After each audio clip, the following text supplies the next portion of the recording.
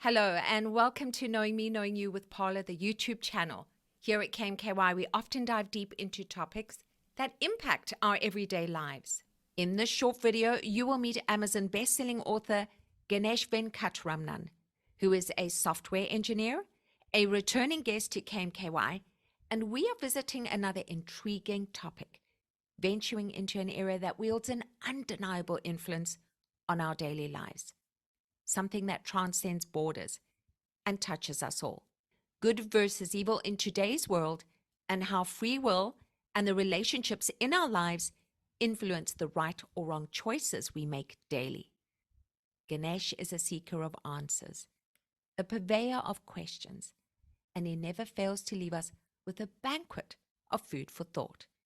Enjoy. So what I believe is God's given us our whole life to get it straight, right? He Yeah. hasn't put a time limit on it and say you got 3 years and you better fix your life by then, right? Yeah. But He's given us our whole life, and if He has given us our whole life and doesn't coerce us, why should we do that? Why should we force anybody or coerce them in any which way, right?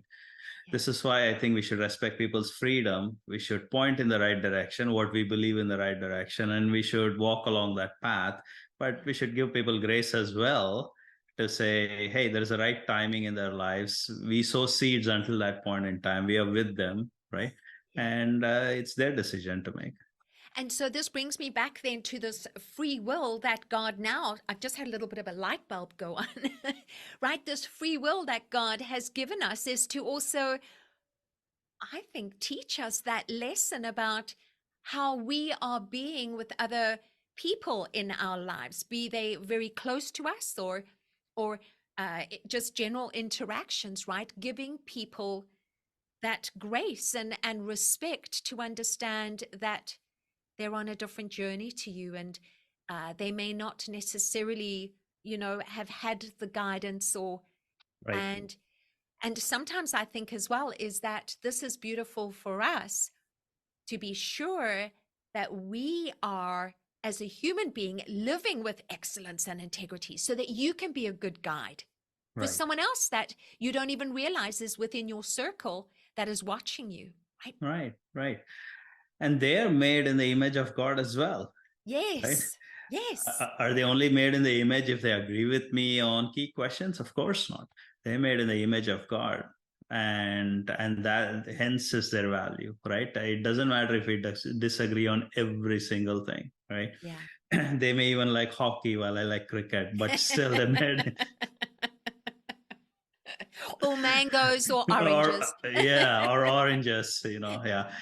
So that's the thing. I think if we start from that starting point, that not that we are in agreement, but that we are in that we are all children of God, and hence we choose to value that other person, right? Then I think that establishes a framework on which we can develop relationships. Yeah.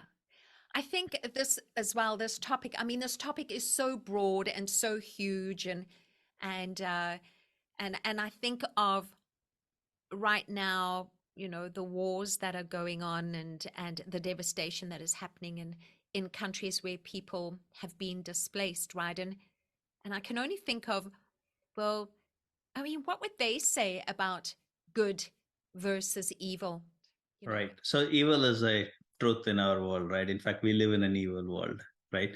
yeah. It's probably better, more accurate to say we live in an evil world where we see occasional glimpses of good than to say we live in a good world where we see occasional glimpses of evil.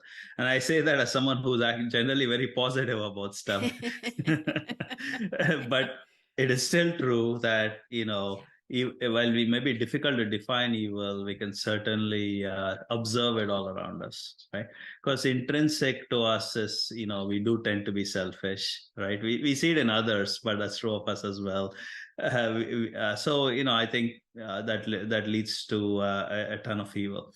Now, I don't think God promises a world where there is no evil, right? Yeah. As soon as there is free will, there is a potential for evil. We've actualized it, and usually for the same reasons, more money, more property, more land, take your pick, right? But it's something I want, right?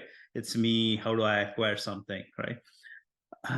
Good is often the other way. It tends to be sacrificial. It's not me, and let me do something for you, right? But so we're all capable of good and evil, right? And God doesn't guarantee a world where there is no evil, except, again, going back biblically, because that's my background, except in heaven, right? So if we talk for just a second about heaven and hell, right?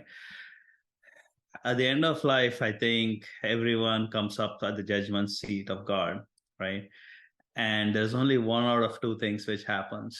There's those who told God, thy will be done, and they go with him for eternal rewards. And those who God says, thy will be done, and then there's eternal separation, right? Yeah. Now, here's the question: which one was evil, right? Yeah. I would argue they were both evil, except one confessed, Yes. repented, right?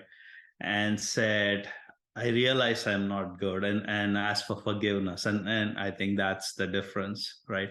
So I think it is not that I, as a Christian, can look at myself or anyone around me and say, oh, these are good. No, we're all inherently evil, inherently on the path to hell with a detour which lets you get off, right? If we choose to take that path, right? Yeah.